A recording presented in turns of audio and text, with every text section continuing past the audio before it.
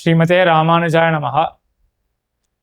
தினமும் குரு பரம்பரை என்ற இந்த தொடரிலே ஆழ்வார் ஆச்சாரியர்களுடைய சரித்திரங்களை அனுபவிக்க இருக்கிறோம். ஆழ்வார் ஆச்சாரியர்கள் சரித்திரங்களை பற்றி அறிந்து கொள்வது மிக மிக முக்கியமானது. மனுஷ ஜன்மத்துக்கே என்ன பயன்? ஞானத்தை பெறுவதுதான். ஞானம் பெற்றால்தான் மோட்சத்துக்கு போக முடியும். தத்துவஞானாத் மோக்ஷலாபகா அஜ்ஞானாத் சம்சாரஹா என்று சொல்லுவார்கள். தத்துவத்தை பற்றி அறிந்தோமே என்றால் மோட்சம் கிட்டும். தத்துவஞானம் இல்லையே என்றால் சம்சாரம்தான். தத்துவங்களை பற்றி அறிய வேண்டும். தத்துவங்கள் என்றால் என்ன? உண்மை பொருள்கள். எத்தனை உண்மை பொருள்கள் இருக்கின்றன? நம்முடைய சம்பிரதாயத்தில் மூன்றாக பிரித்துள்ளார்கள். சித்து, அச்சித்து, ஈஸ்வரன் என்று. ஜீவாத்மா, அதே போல கண்ணுக்கு தெரியக்கூடிய இந்த அச்சேதன பொருள்கள், இந்த இரண்டு வர்க்கத்தையும் ஆளக்கூடிய பரமாத்மா பகவான் என்று இப்படி மூன்று தத்துவங்கள் இருக்கின்றன என்று சம்பிரதாயத்தில் சொல்லப்பட்டிருக்கு. இந்த மூன்று தத்துவங்களை பற்றி தான் ஞான பக்தி வைராகியங்கள் வளர வேண்டும். எப்படி என்றால், முதல்ல ஜீவாத்மாவை நன்றாக உணர வேண்டும். நான் இந்த உடம்பு அல்ல, காண்கின்ற இந்த அச்சித்தானது தாழ்ந்தது அப்படின்றத நன்றாக உணர்ந்தோமே என்றால் அப்போ ஜீவாத்மாவை பற்றின ஞானம் வரும். கூடவே சேர்ந்து என்ன விளையும்?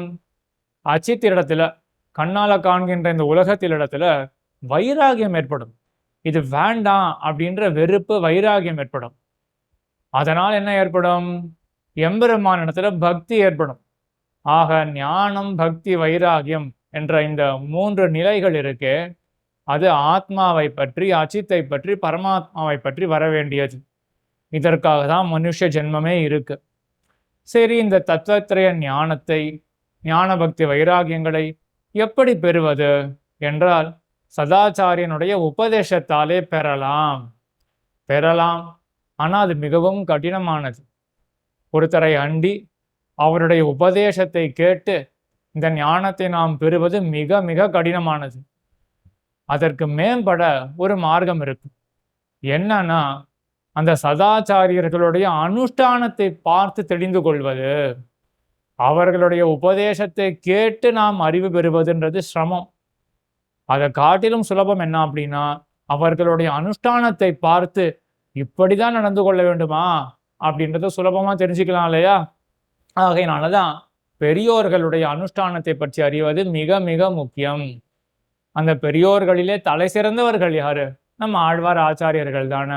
ஆகையினால்தான் ஞான பக்தி வைராகியங்கள் விளைய வேண்டும் என்றால் ஆழ்வார் ஆச்சாரியர்களுடைய சரித்திரத்தை அறிவது மிக மிக முக்கியமாக இருக்கிறது. ஜெய்மினி மகரிஷி என்று இருந்தார். அவர் ஒரு கிரமத்தை சொல்லியிருக்கார். சரியான அறிவை பெற வேண்டியதுக்கு ஒரு கிரமத்தை சொல்லியிருக்கார். பிரமாணம் என்று சொல்லுவார்கள். சரியான அறிவை கொடுக்கக்கூடிய கருவி என்னவோ அதுதான் பிரமாணம். எல்லாவற்றை காட்டிலும் முக்கியமான பிரமாணம் எது என்றால் வேதங்கள். அது ஒரு மனிதனால் சொல்லப்பட்டவை அல்ல.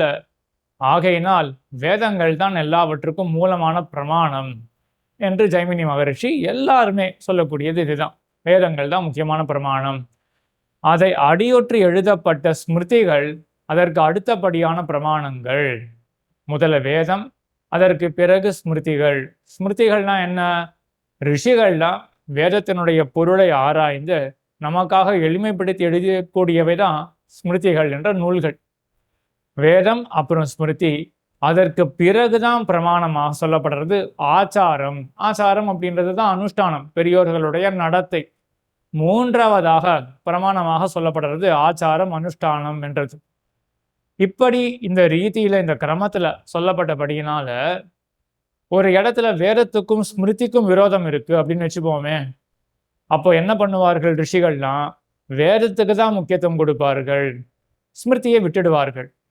ஒரு இடத்துல ஆச்சாரத்துக்கும் ஸ்மிருதிக்கும் விரோதம் இருக்கு அப்படின்னு வச்சுப்போமே.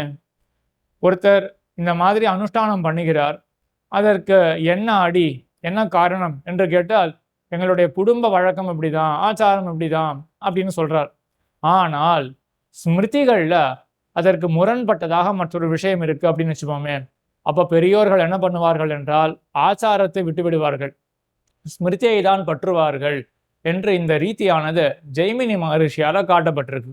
ஆக அவர் காட்டினது என்ன? வேதம், அதற்கு பிறகு ஸ்மிருதி, அதற்கு பிறகு கடைசியில தான் ஆச்சாரம் அனுஷ்டானம் என்றது. ஆனால் ஆபஸ்தம்பர் என்ற ரிஷியானவர் அவர் ஒரு மார்க்கத்தை தெரிவிக்கிறார். என்ன சொல்றாருன்னா, தர்மஜ சமய பிரமாணம் வேதாஸ்ச அப்படின்னு சொல்றார். இந்த வாக்கியத்தை நம்ம பூர்வாச்சாரியர்கள் பல இடங்கள் எடுக்கிறார்கள். ஆபஸ்தம்பர் சொல்லக்கூடியது என்னன்னா, பிரமாணம் நமக்கு நல்வழி காட்டக்கூடியது, நல்லறிவை ஏற்படுத்தக்கூடியது என்ன என்றால் தர்மஜ சமயா, தர்மத்தை அறிந்த சான்றோர்கள் அவர்களுடைய ஆச்சாரம் அனுஷ்டானம் இருக்கே அதுதான் பிரமாணம். வேதங்களும் கூட அப்படின்னு வேதத்தை ரெண்டாவதாக தான் சொல்றார்.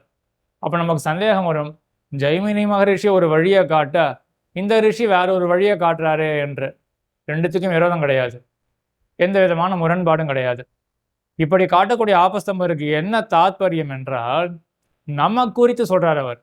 நம்மால வேதத்தை ஆராய்ஞ்சு, ஸ்மிருதிகள் அதையும் ஆராய்ஞ்சு, அதற்கு பிறகு ஆச்சாரம் இதெல்லாம் ஆராய்ஞ்சு ஒரு முழுமையான கம்ப்ளீட் நாலேஜ் நம்மளால் அடைய முடியாது இல்லையா? ஆக நம்ம குறித்து சொல்லக்கூடியது என்ன அப்படின்னா, உனக்கு புலப்படக்கூடியது வெறும் பெரியோர்களுடைய அனுஷ்டானம் தான். அதை பாரு, அதைப்படி நீ செய். நம்மளுடைய சம்பிரதாயத்துல பிரசித்தமான பாட்டு இருக்கே, மேலையார செய்வனர்கள். ஆக பூர்வாச்சாரியர்கள் என்ன அனுஷ்டானம் பண்ணியிருக்கார்களோ அதுதான் நமக்கு கண் கூட புலப்படக்கூடிய பிரமாணம், அதுதான் நமக்கு முக்கியமான பிரமாணம் என்று இருக்கக்கூடிய இந்த வசனத்தை பூர்வாச்சாரியர்கள் பல இடங்களில் உதாகரிக்கிறார்கள். நமக்கு முக்கியமான பிரமாணம் என்ன அப்படின்னா, சான்றோர்கள் பெரியோர்களுடைய அனுஷ்டானம். நமக்கு பெரியோர்கள் யாரு?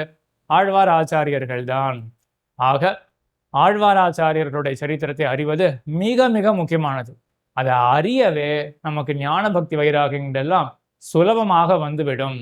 பிள்ளைலோகாச்சாரியரே ஸ்ரீவச்சன பூஷணத்தில் அருளி செய்யும் பொழுது, ஒரு வைட்டவனுக்கு இருக்கக்கூடிய லட்சணத்தை அருளி செய்யும் பொழுது, விலக்ஷணனுடைய அனுஷ்டானத்துல வாஞ்சை அப்படின்னு சாதிக்கிறார்.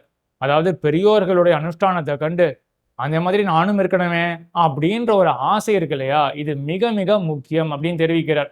அதே பிள்ளைலோகாச்சாரியர் முமுட்சுபடியில் அருளி செய்கிறார், நரநாரணனாய் உலகத்தரனுள் சிங்காமை விரித்தான் அப்படின்னு எம்பெருமான் திருமந்திரத்தை வெளியிடும் பொழுது, தான் நாராயணனாக திருமந்திரத்தை வெளியிட்டான், ஆச்சாரியனாக நரனாக இருந்து கொண்டு அவனே சிஷ்யனாகவும் இருந்தான். அப்பதான் கேட்டுக்கிறார், ஆச்சாரியன் திருமந்திரத்தை சொல்லணும், சரி சிஷ்யன் யாராவது கிடைக்க மாட்டானா, எதற்கு எம்பெருமானே சிஷ்யனாக இருக்க வேண்டும்? அதற்கு தெரிவிக்கிறார், சிஷ்யனாய் நின்றது சிஷ்யன் இருக்கும் இருப்பு நாட்டார் அறியாமையாலே அத்தை அறிவிக்கைக்காக. சிஷ்யன்றவன் எப்படி இருக்க வேண்டும் அப்படின்றது நாட்டார்கள்லாம் தெரியாமலே இருந்தார்கள். அதை தெரிவிக்க வேண்டும் அப்படின்றதுக்காக தான் எம்பெருமான் நரனாக சிஷ்யனாகவே இருந்தான் அப்படின்னு பிள்ளைலோகாச்சாரியர் சாதிச்சார். அதற்கு மேல மாமுனிகள் கேட்டுக்கிறார், சரி சிஷ்யன் இருக்கக்கூடிய இருப்பு நாட்டார்களுக்கு தெரியலன்னா இப்படிதான் இருக்கணும் அப்படின்னு எம்பெருமான் உபதேசமே பண்ணியிருக்கலாமே, எதற்காக அனுஷ்டித்து காட்ட வேண்டும்? அதற்கு மாமுனிகள் தெரிவிக்கிறார், எம்பெருமான் வெறும் சிஷ்யனுடைய லட்சணத்தை வெறும் உபதேசம் மட்டும் பண்ணியிருந்தானே என்றால், அப்போ கேட்கறவா என்ன சொல்லியிருப்பா அப்படின்னா, ஆமா சிஷ்யனாக இருக்கக்கூடிய கஷ்டம் இவனுக்கு என்ன தெரியும், இவன் சும்மா உபதேசம் மட்டும் பண்ணிட்டு போயிடுவான் அப்படின்னு சொல்லிட்டு அதை விட்டிருப்பார்களாம். ஆகையினாலதான் எம்பெருமான் என்ன பண்ணான் அப்படின்னா, நான் ஒன்றும் ஆச்சாரிய பதவிக்கு ஆசைப்பட்டுலாம் இந்த மாதிரி உபதேசம்லாம் பண்ணல, நான் சிஷ்யனாகவே இருந்தே காட்டுறேன் அப்படின்னு இருந்தி காட்டினானாம். ஆகையினால் அப்படிப்பட்ட அனுஷ்டானத்தை பார்க்கவே சரி நாமும் இப்படி இருக்க வேண்டும் அப்படின்னு நமக்கு தோணாதா அப்படின்னு மாமுனிகள் அங்க சாதிக்கிறார். இதே போல எம்பெருமானார் சரித்திரத்துல ஒரு விஷயத்தை பார்ப்போமே. எம்பெருமானாருடைய சரித்திரத்துல அடிக்கடி எம்பெருமானார் பட்னி இருப்பார் அப்படின்னே வரும். ஒரு இடத்துக்கு எம்பெருமானார் எழுந்தருளினாராம், அங்க பால் ஸ்வீகாரம் பண்ணார். அதுக்கப்புறம் என்னப்பா பால் கொடுத்தியே அப்படின்னு அவனுடைய மனநிலையை ஆராயும் பொழுது அவன் ரொம்ப திமிராக அகங்காரத்தால அவன் பேசினான். நான் தான் பால் கொடுத்தேன் அந்த மாதிரி ஏதோ ஒன்று சொன்னாங்க. இதை கேட்ட எம்பெருமானார், ஐயோ இவங்கிட்ட போய் நான் வாங்கிட்டேனே அப்படின்னு நினைச்சு வருந்தி 3 நாள் பட்னி இருந்தாராம். ஒரு துஷ்டனுடைய கையால நான் பால் சாப்பிட்டேனே, அந்த கெட்ட குணமானது எனக்கு எதுவும் பாதிக்கக்கூடாது அப்படின்றதுக்காக ஒரு 3 நாள் பட்னி இருந்தார். யோசிச்சு பார்க்கணும், 3 நாள் பட்னி இருக்கிறதுன்றது சுலபமா? ஒரு ஏகாதசி அன்னைக்கு இருக்கிறதே அவ்வளவு சிரமமா இருக்கு. 3 நாள் தொடர்ந்து எம்பெருமானார் பட்னி இருந்தார். இந்த மாதிரி பல இடங்கள்ல எம்பெருமானார் பட்னி இருந்தார் அப்படின்னு வரும். அப்ப இதை பார்க்கவே நமக்கு என்ன தோணும், ஓஹோ சத்துவகுணம் வருவதற்கு எள்ளளவும் நான் ஒரு ஆயாசப்படக்கூடாது. ஒரு சிரமம் வருமே என்றால், ஆனால் சத்துவகுணம் வரும் அப்படின்னா, அந்த சிரமத்தையும் நம்ம சகிச்சுன்னு தான் போகணும் அப்படின்ற எண்ணம் நமக்கு வராதா? இதுதான் இப்ப எம்பெருமானார் வந்து இந்த மாதிரி நிலைகள்ல பட்னி இருக்க வேண்டும் அப்படின்னு உபதேசம் மட்டும் பண்ணா, நம்ம இந்த காதுல வாங்கி இந்த காதுல விட்டுருவோம். ஆனால் அவர் அனுஷ்டித்து காட்டினாரே என்றால், சரி நாமும் இப்படிதான் இருக்க வேண்டும் அப்படின்னு தோணாதா?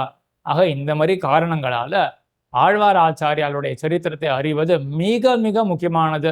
இத கொண்டு தான் நமக்கு ஞான பக்தி வைராகியங்கள் வளர சம்பாவனையே இருக்கு என்றதை பற்ற இந்த தொடரை அனைத்து ஸ்ரீ வைஷ்ணவர்களும் நன்றாக அனுபவிக்க வேண்டும் என்று எம்பெருமானாரை பிரார்த்தித்து நிற்கிறேன். ஆழ்வார் திருவடிகளே சரணம், எம்பெருமானார் திருவடிகளே சரணம், ஜீயர் திருவடிகளே சரணம்.